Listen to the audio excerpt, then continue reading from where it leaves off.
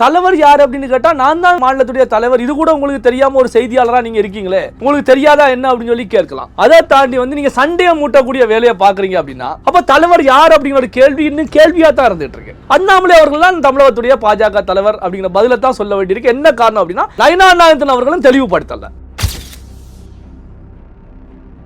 ஆளும் கட்சி எதிர்கட்சி எந்த கட்சியா இருந்தாலும் சரி எல்லா கேள்விகளுக்கு மேல டான் டான் டான் பதிலடி. அண்ணாமலை அவர்களை பொறுத்த வரைக்கும் மீண்டும் பாத்தீங்க அப்படின்னா அவருடைய பதிலடி செயல்பாடுகளை பார்க்கும்போது அப்ப தமிழ்நாட்டில் அப்ப பாஜக தலைவர் அண்ணாமலை தான். பெருவாரியான பாஜக ஆதரவாளர்கள் இந்த நிமிஷம் வரைக்கும் அப்படிதான் இருந்துட்டு இருக்காங்க. என்னன்னா தலைவரா அண்ணாமலை தான் இருக்காங்க. நயினார் நாகேந்திரனுக்கு ஏதோ ஒரு பதவி கொடுத்திருக்காங்க போல. ஏன்னா அண்ணாமலை வந்தவர்கள் மீண்டும் அதே வேகம் அதே உத்வேகம். ஒரு தலைவர் ஒரு கட்சியுடைய தலைவர் அப்படின்னா புயலா இருந்தா தான் அங்க செயல்பட முடியும், தலைவராக இருக்க முடியும், வெற்றி பெற முடியும். ஏன்னா இன்னைக்கு டிஜிட்டல் வேர்ல்டு. அப்ப பாத்தீங்கன்னா புயலை விட பல மடங்கு வேகத்தோட செல்லணும். அப்ப நம்ம தென்றலா கூட இல்ல அப்படிங்கும் போதுதான் இந்த கேள்வியே பத்திரிகையாளர்கள் முன்வைக்கிறாங்க. அப்ப பத்திரிகையாளர்கள் இந்த கேள்வியை கேட்டது பாத்தீங்கன்னா அண்ணன் நயினார் நாகேந்திரனுக்கு ஒரு தலைவர் பதவியில இருக்கக்கூடிய அவருக்கு ஒரு அவமானம். இப்போ நயினார் நாகேந்திரனை பொறுத்த வரைக்கும் பாத்தீங்கன்னா தலைவராக வந்த பிறகு அங்க இருக்கக்கூடிய கூட்டணி கட்சிகள் எல்லாமே பின்னங்கால் பிடரியில் அடிக்கக்கூடிய வகையில் ஒன்னொன்னா வெளியே 4 சைடு சிதறி ஓடிட்டாங்க. நயினார் நாகேந்திரன் அவர்கள் தலைவர், அதே நேரத்தில் தலைவருக்கான வேலைகள் அத்தனையையும் அண்ணாமலை செய்துட்டு இருக்காங்க. அண்ணாமலை அவர்கள் வந்தாங்க, மறுபரிசீலனை செய்யுங்க கூட்டணி குறித்து, மீண்டும் என்டிஏ கூட்டணிக்குள்ள வாங்க அப்படிங்கிற அறிவுறுத்தல முன் வச்சாங்க. அண்ணாமலை என்னுடைய இனிய நண்பர். அதே நேரத்தில் பாத்தீங்க அப்படின்னா என்டிஏ உடைய முதல்வர் வேட்பாளராக எடப்பாடி பழனிசாமி இருக்கும் வரைக்கும் நாங்க உள்ள வர மாட்டோம் அப்படிங்கிற கருத்துக்களையும் முன் வச்சிருக்காங்க. அதே நேரத்தில் 2 விதத்துல பார்க்கலாம். ஒன்னு எடப்பாடி பழனிசாமி அவர்கள் முதல்வர் வேட்பாளராக இருக்கும் வரைக்கும் வரமாட்டோம் அப்படிங்கிற கருத்துக்களையும் முன்வைக்கிறாங்க. அதே நேரத்தில் அண்ணாமலை அவர்கள் பேசிய விஷயம் குறித்து ஆலோசிக்கப்படும் அப்படிங்கிற கருத்துக்களையும் முன்வைக்கிறாங்க. அப்போ அண்ணாமலை அவர்களுக்கு இது ஒரு வெற்றி அப்படின்னு தான் பார்க்க முடியும். டெல்லி தலைமையை பொறுத்த வரைக்கும் அண்ணாமலை இல்லாத பாஜக தமிழ்நாட்டில் 0 தொகுதியில் தான் வெற்றி பெறும். வானதி சீனிவாசன் அவர்கள் கூட சமீபத்தில் தெரிவிச்சாங்க 2 இலக்கங்களில் வெற்றி பெறும் அப்படின்னு. 2 இலக்கங்களில் வெற்றி பெறும், 2மே 0 இருக்கும். ஒரு 0 போடுவதற்கு பதிலாக 2 முட்டையை போட்டுக்கலாம்.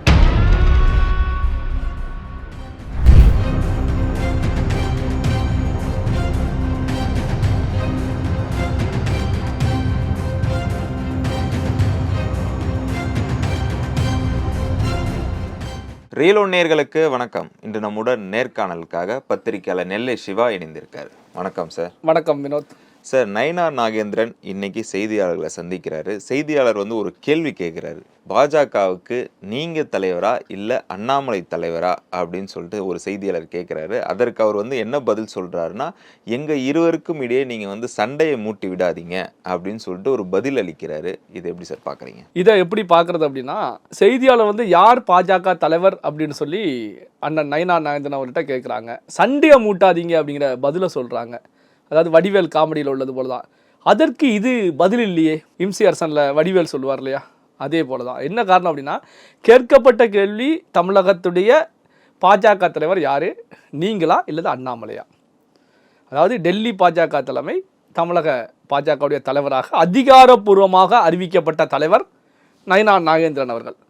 அவர்களிடத்தில் செய்தியாளர்கள் இப்படியான ஒரு கேள்வியை கேட்பதற்கு அனுமதி கொடுத்ததே ஒரு தவறான விஷயம். அனுமதி அப்படின்னா கேட்கக்கூடிய அளவுக்கு நயினார் நாகேந்திரனுடைய செயல்பாடு இருந்ததே ஒரு தவறான ஒரு விஷயம் அப்படின்னு தான் நம்ம பார்க்க வேண்டியிருக்கு. 2வது விஷயம் பாத்தீங்க அப்படின்னா, தலைவர் யார் அப்படின்னு கேட்டா நான் தான் மாநிலத்துடைய தலைவர், இது கூட உங்களுக்கு தெரியாம ஒரு செய்தியாளரா நீங்க இருக்கீங்களே, உங்களுக்கு தெரியாதா என்ன அப்படின்னு சொல்லி கேட்கலாம். அதை தாண்டி நீங்க சண்டையை மூட்டக்கூடிய வேலையை பாக்குறீங்க அப்படின்னா அப்ப தலைவர் யார் அப்படிங்கிற கேள்வி இன்னும் கேள்வியா தான் இருந்துட்டு இருக்கு. அப்ப தலைவர் நயினார் நாகேந்திரனா அல்லது அண்ணன் அண்ணாமலை அவர்களா அப்படிங்கிற கேள்வி வரும்போது என்ன பொறுத்த வரைக்கும், ஒரு பத்திரிகையாளராக என்ன பொறுத்த வரைக்கும் அண்ணாமலை அவர்கள் தான் தமிழகத்துடைய பாஜக தலைவர் அப்படிங்கிற பதில தான் சொல்ல வேண்டியிருக்கு. என்ன காரணம் அப்படின்னா நயினார் நாகேந்திரன் அவர்களும் தெளிவுபடுத்தல. அப்ப சாமானிய மக்களை பொறுத்த வரைக்கும் கடந்த காலத்தில் அண்ணாமலை அவர்கள் தமிழக பாஜக தலைவராக இருக்கும் போது நயினார் நாகேந்திரன் அவருடைய வார்த்தையை பயன்படுத்தி சொல்லணும் அப்படின்னா புயலாக செயல்பட்டுக்கிட்டு இருந்தார். அண்ணாமலை தலைவர் பதவியிலிருந்து தூக்கப்பட்ட பிறகு நயினார் நாகேந்திரன் அவர்கள் பாஜகவுடைய மாநில தலைவராக வந்த பிறகு பாஜகவில் நயினார் நாகேந்திரன் அவர்கள் சொன்னது போல அங்க தென்றல் கூட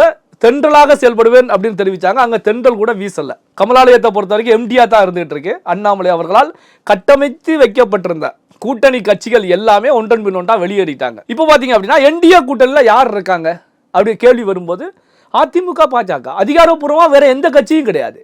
ஓபிஎஸ் வெளியேறிட்டாங்க, டிடிவி வெளியேறிட்டாங்க, ஜான் பாண்டியன் வந்து வெளியேறக்கூடிய நிலையில இருந்துகிட்டு இருக்காங்க. திமுக சைடுல பேசிக் கொண்டிருப்பதாக தகவல் தெரிவிக்குது. கிருஷ்ணசாமி அவர்களை பொறுத்த வரைக்கும் டிவிகே கிட்ட பேசிட்டாங்க அப்படிங்கிற தகவல் வந்துட்டு இருக்கு. அப்போ வந்து பாத்தீங்கன்னா இந்த கூட்டணியில யார் இருக்காங்க அப்படின்னா இந்த 2 கட்சிகள் தான் அதிகாரப்பூர்வமா கூட்டணியில இருந்துகிட்டு இருக்காங்க. வேற எந்த கட்சிகளுமே கூட்டணியில இல்ல. இருந்த கட்சிகள் எல்லாமே வெளியேறிட்டாங்க. அப்படி ஒரு சில கட்சிகள் இருந்தாலும் அவர்களை பொறுத்த வரைக்கும் 2ஆம் கட்ட நிலையில இருந்துட்டு இருக்காங்க. அதாவது மதில் மேல் பூனை அப்படின்னு சொல்லலாம். இந்த கூட்டணி உருப்படுற மாதிரி தெரியல, நம்ம ஜம்ப் பண்ணி அந்த சைடு சென்றுடலாம், ஜெயிக்கக்கூடிய குதிரை எது அந்த சைடு சென்றுடலாம், ஒரு லாப நஷ்ட கணக்கில் அடிப்படையில் ஆதாயம் கொடுக்கக்கூடிய சைடு எது அந்த சைடு சென்றுடலாம். இந்த அடிப்படையில் தான் இப்போ என்டிஏ கூட்டணியில் இருந்துட்டு இருக்காங்க. அப்போ நயனா நாகேந்திரன் அவர்களை பொறுத்த வரைக்கும் அந்த கேள்விக்கே ஒரு சரியான ஒரு விளக்கத்தை கொடுக்கல, பதிலை கொடுக்கல. அப்போ அண்ணாமலை அவர்கள் மீண்டும் ஒரு பொறுப்பு கொடுக்கப்பட்ட பிறகு இந்த தலைவராக இருந்தாங்க, தூக்கப்பட்டாங்க. அதன் பிறகு தமிழக பாஜகவை பொறுத்த வரைக்கும் ஒரு சைலண்ட் மோடுக்கு போயிருச்சு. அதாவது ஒரு வைப்ரேஷன் மோடா இருந்தா கூட ஏதோ டேபிள்ல வைக்கும் போது ஒரு வைப்ரேஷன் சவுண்ட் கேட்கும், அது கூட இல்லாத அளவுக்கு சைலண்டா போயிருச்சு. அண்ணாமலை அவர்களுக்கு நீங்க நடப்பு அரசியல் குறித்து மக்களிடம் எடுத்து செல்ல வேண்டிய பதவி பொறுப்பு கொடுக்கப்பட்ட உடனே அண்ணாமலை அவர்கள் வந்து வேகம் எடுத்து செயல்படுறாங்க.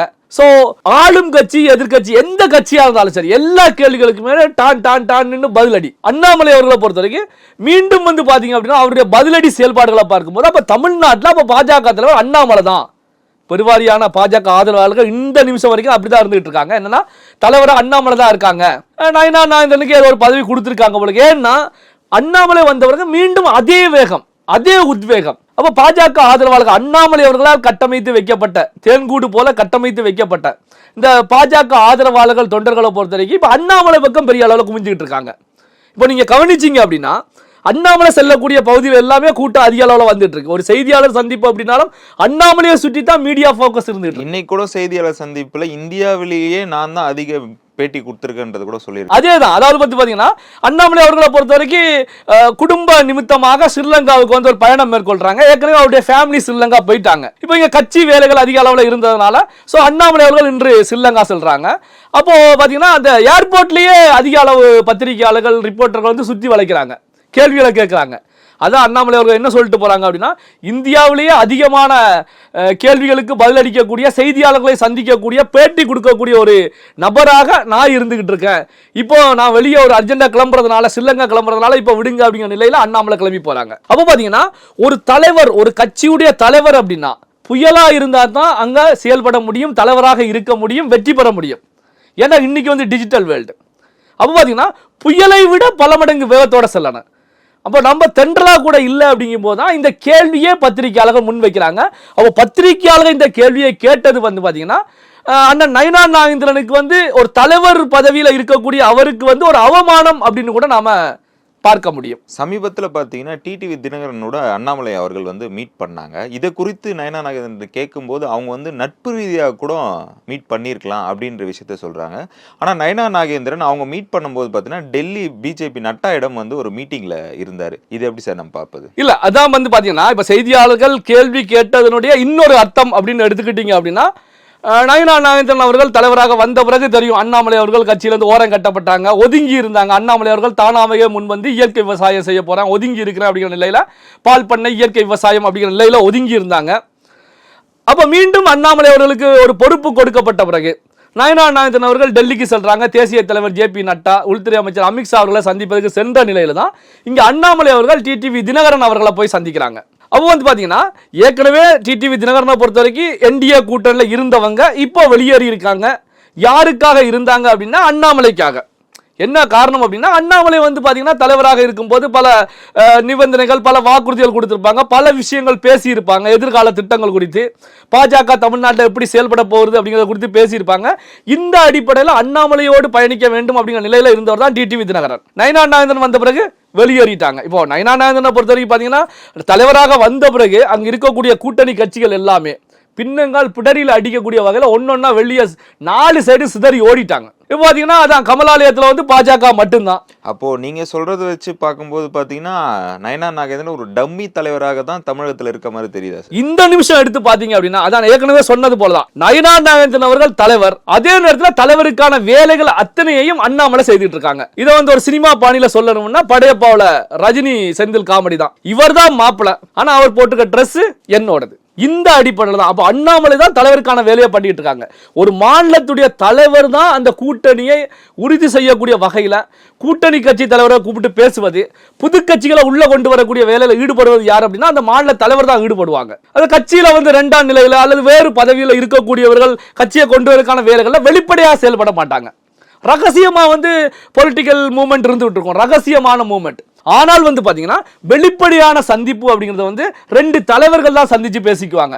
இப்போ திமுகவில் ஒரு கட்சி இணைய போகிறது அல்லது அதிமுகவில் ஒரு கட்சி இணைய போகிறது அப்படின்னா கட்சியில இருக்கக்கூடிய 2ஆம் கட்ட தலைவர்கள், முக்கியமான தலைவர்கள் மூலமாக அதிமுகவோட ரகசிய பேச்சுவார்த்தை நடக்கும். 2 கட்சிகளுமே ரகசியமா பேசுவாங்க. ஓகே, கூட்டணி அலையன்ஸ் உறுதி அப்படிங்கிற ஒரு நிலை வரும்போது தான் 2 முக்கியமான தலைவர்களும் சந்திப்பாங்க. அப்போ அந்த நிமிஷம் தான் இந்த வெளி உலகத்திற்கு நாங்க வந்து அலையன்ஸ்ல வரணும்ங்கிறது உறுதிப்படுத்தப்படும். இங்க பாத்தீங்க அப்படின்னா நயினார் நாகேந்திரன் அவர்கள் சென்று டிடிவி தினகரனை சந்திக்க வேண்டிய இடத்துல அண்ணாமலை அவர்கள் போய் சந்திக்கிறாங்க. டிடிவி தினகரன் அவர்கள் கூட தெரிவிச்சிருக்காங்க, அண்ணாமலை அவர்கள் வந்தாங்க, மறுபரிசீலனை செய்யுங்க கூட்டணி குறித்து, மீண்டும் என்டிஏ கூட்டணிக்குள்ள வாங்க அப்படிங்கிற அறிவுறுத்தல முன் வச்சாங்க. அண்ணாமலை வந்து என்னுடைய இனிய நண்பர்.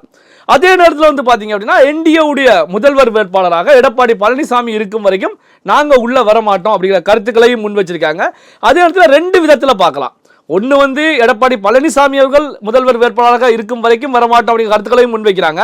அதே நேரத்தில் அண்ணாமலை அவர்கள் பேசிய விஷயம் குறித்து ஆலோசிக்கப்படும் அப்படிங்கிற கருத்துக்களையும் முன்வைக்கிறாங்க. அப்போ அண்ணாமலை அவர்களுக்கு இது ஒரு வெற்றி அப்படின்னு தான் பார்க்க முடியும். என்ன காரணம் அப்படின்னா நயினார் நாகேந்திரன் வந்த பிறகு வெளியேறியவர்களை உள்ள கொண்டு வர வேண்டிய முயற்சியில தீவிரமா அண்ணாமலை அவர்கள்லாம் ஈடுபட்டு இருக்காங்க. இப்போ இதை வச்சு பார்க்கும்போது பார்த்தீங்கன்னா அண்ணாமலை அவர்களுக்கும் நயினார் நாகேந்திரன் அவர்களுக்கும் கட்சிக்குள்ளே ஒரு கருத்து வேறுபாடு கூட இருக்காங்களா சார் 2 பேரும்? அதாவது பாத்தீங்க அப்படின்னா நம்ம ஏற்கனவே சொன்னது போலதான், அண்ணாமலை அவர்கள் நயினார் நாகேந்திரன் அவர்கள் தலைவராக வந்த பிறகு ஒதுக்கி வைக்கப்பட்டார், ஓரம் கட்டப்பட்டார், அல்லது அண்ணாமலை அவர்களை விலகி சென்றார் அப்படின்னு கூட சொல்லலாம். விலகி சென்றார் அப்படின்னா எனக்கு கட்சியில செயல்படுவதற்கு இஷ்டம் இல்லைன்னு விலகி செல்லல.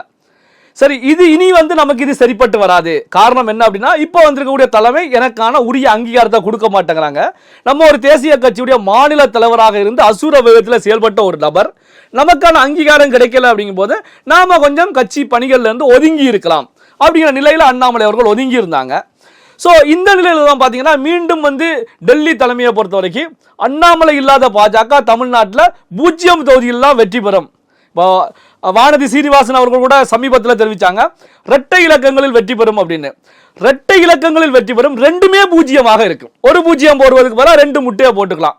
அந்த அடிப்படையில் இருந்துகிட்டு இருந்துச்சு. இது வந்து டெல்லி தலைமை தெளிவாக உணர்ந்துக்கிட்டாங்க. இந்த அடிப்படையில் தான் நயினார் நாகேந்திரன் அவர்கள் நீங்க தலைவராகவே இருங்க 3 ஆண்டுகள். ஏன்னா பாஜக பொறுத்தவரைக்கும் ஒரு தலைவரை போட்டால் 3 ஆண்டுகள் அவங்க பூர்த்தி பண்ணுவாங்க, இடையில தூக்க மாட்டாங்க. கட்சி குறித்து ஒரு அதிருப்தி வெளியாகும் அப்படிங்கிறதுனால நீங்க தலைவராக தொடர்ந்துக்கங்க. உங்க பணியில முக்கியமான பணிகள் எல்லாமே அண்ணாமலை கவனிச்சுக்குவாங்க. இதற்கான விஷயங்களை டெல்லி நாங்க வந்து என்னென்ன அசைன்மெண்ட் அப்படிங்கிறத நாங்க கொடுத்துக்கிறோம், நீங்க என்னென்ன செய்யணும் அப்படிங்கிறதையும் நாங்க இன்ஸ்ட்ரக்ஷன் கொடுத்துக்கிறோம், அண்ணாமலைக்கான இன்ஸ்ட்ரக்ஷனை நாங்க கொடுத்துக்கிறோம் அப்படின்னு டெல்லி தலைமை அறிவுறுத்தலின் பேர்ல தான் அண்ணாமலை இப்போ இறக்கி விட்டுருக்காங்க. அண்ணாமலை வந்த பிறகுதான் வேகம் எடுத்து செயல்பட்டு இருக்கு. ஆனாலும் வந்து பாத்தீங்கன்னா இந்த 2 பேருக்கும் இடையில ஒரு அண்டர்ஸ்டாண்டிங் இருக்கிறதா அப்படின்னா பெரிய அளவில் கிடையாது அப்படின்னு தான் சொல்லலாம். இப்போ நயினார் நாகேந்திரன் அவர்கள் கூட இல்ல எந்த விதமான பிரச்சனையும் கிடையாது, நாங்க அண்டர்ஸ்டாண்டிங்கா தான் இருக்கணும் அப்படின்னாலும் இப்போ நயினார் நாகேந்திரன் அவர்கள் தலைவராக வந்த பிறகு பாஜகவில் தமிழக பாஜகவில் என்ன நடந்தது அப்படிங்கிற விஷயத்தை பார்க்கலாம். புதிய பதவிகள் போடும்போது அண்ணாமலையுடைய ஆதரவாளர்கள் எல்லாமே ஓரம் கட்டப்பட்டாங்க. நயினார் நாகேந்திரனுக்கு வேண்டிய ஆதரவாளர்களும் நயினார் நாகேந்திரனை சுற்றி இருக்கக்கூடிய 4 முக்கியமான நபர்கள், அந்த 4 முக்கியமான நபர்களுக்கு வேண்டியவர்களும் தான் அங்க பதவியில போடப்பட்டாங்க. அதனாலதான் வந்து பாத்தீங்கன்னா அண்ணாமலை ஆதரவாளர்கள்லாம் பெரிய அளவில் கொந்தளிச்சாங்க. அண்ணாமலையை முற்றிலுமா ஓரம் கட்டிட்டாங்க. அண்ணாமலை தனி கட்சி ஆரம்பிக்க போறார். இப்போ கூட பாத்தீங்கன்னா ஒரு அரசியல் விமர்சகர் அண்ணாமலை தனி கட்சி ஆரம்பிக்க போறாரு அப்படின்னு சொல்லி கருத்துக்களை முன்வைக்கிறாங்க. அதாவது என்னன்னா அண்ணாமலையை உற்று நோக்கி கவனித்தாலே, அவருடைய செயல்பாடுகளை கவனித்தாலே அண்ணாமலை பாஜக விட்டு போக மாட்டார் அப்படிங்கிற உறுதியா சொல்ல முடியும். ஆனா இந்த அரசியல் விமர்சகரை பொறுத்த வரைக்கும் இல்ல தனி கட்சி ஆரம்பிக்க போறாரு. ஏன்னா அண்ணாமலையை பொறுத்த வரைக்கும் தனி கட்சி ஆரம்பிக்கணுங்கிற கட்டாயமோ அவசியமோ கிடையாது. அப்ப அண்ணாமலையை பொறுத்த வரைக்கும் பாஜகவில் பயணிப்பாங்க. பாஜகவில் அவருக்கு ஒரு ஈடுபாடு ஏற்படல, பாஜகவில் வந்து ஏதாவது பிரச்சனைகள் ஏற்படுகிறது அப்படின்னா இயற்கை விவசாயம், பால் பண்ண அப்படின்னு சொல்லி போய் ஒதுங்கி இருந்து செயல்படக்கூடிய விதத்துல இருப்பாங்க. அண்ணாமலை அவர்கள் தனி கட்சி ஆரம்பிக்க வேண்டிய அவசியமே கிடையாது. இப்போ அவர் என்ன தெரிவிக்கிறார் அப்படின்னா நயினார் நாகேந்திரனுக்கு அண்ணாமலைக்கு இடையில மோதல் நடந்துகிட்டு இருக்கு, 2 டீமா தமிழக பாஜக செயல்படுறதுனால அண்ணாமலை வந்து தனி கட்சி ஆரம்பிப்பாரு, அதுக்கான செயல்பாடுலாம் இருந்துட்டு இருக்காங்க. தனி கட்சியெல்லாம் ஆரம்பிக்கலாம் வாய்ப்பே கிடையாது. அவரை பொறுத்த வரைக்கும் ஏதோ ஒரு அஜெண்டாவுக்காக வாங்கிய காசுக்காக ஏதோ ஒரு விஷயத்த பேசிக்கிட்டு இருக்காங்க. அண்ணாமலை தெளிவா போயிட்டு இருக்காங்க. இதுல போயிட்டு இருக்காங்க. இப்போ என்ன அப்படின்னா ரெண்டு பேருக்கும் இடையில நயினார் நாகேந்திரனுக்கும் அண்ணாமலைக்கும் இடையில மோதல் போக்கு இருப்பது உண்மைதான். காரணம் என்ன அப்படின்னா, அண்ணாமலை மட்டும் ஓரங்கட்டப்படலை. தலைவர் பதவியில் தூக்கப்பட்ட பிறகு நயினார் நாகேந்திரன் வந்தவர் அண்ணாமலை மட்டும் கிடையாது, அண்ணாமலையுடைய ஆதரவாளர்களும் பதவியில இருந்தவர்களும் ஓரங்கட்டப்பட்டிருக்காங்க. அப்படி ஓரங்கட்டப்படும் போது இது ஒரு நபர் கிடையாது, அண்ணாமலையுடைய ஆதரவாளர்கள் பெருவாரியான ஆதரவாளர்கள். அப்படிங்கும் போது இவங்க வந்து நயினார் நாகேந்திரனை ஏத்துக்குவாங்களா? அண்ணாமலை அவர்களை பொறுத்த வரைக்கும் பெருந்தன்மையோட சரி, ஓகே, ஒரு தேசிய கட்சியுடைய மாநில தலைவர், டெல்லி என்ன சொல்கிறதோ அதை நான் செய்யணும், நான் ஒரு சேவகனாக இருந்து செயல்படுவேன் அப்படின்னு ஏற்கனவே தெரிவிச்சாங்க. சரி, ஒரு தலைமை சொல்கிறது நாம சேவகனாக இருந்து செயல்படலாம் அப்படின்னு சொல்லி அண்ணாமலை அவர்கள் செயல்பட்டாலும் அண்ணாமலையுடைய ஆதரவாளர்கள் ஓரங்கட்டப்பட்டவர்களை பொறுத்த வரைக்கும் நயினார் நாகேந்திரனுக்கு எதிராகத்தான் செயல்படுவாங்க. காரணம் என்னன்னா வந்து அவர் பழி தீர்த்துக்கிட்டார், பழி வாங்கப்பட்டிருக்காங்க.